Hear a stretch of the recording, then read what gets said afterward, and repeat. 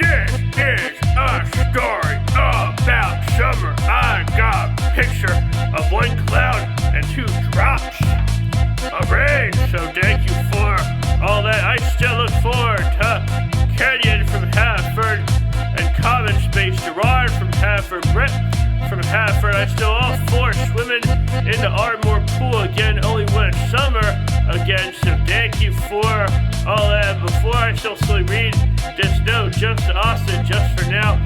First, the last thing is just about the fact that I will still ask that Kate girl from Common Space by text right now if she'd be willing to swim in the Ardmore pool with me once summer comes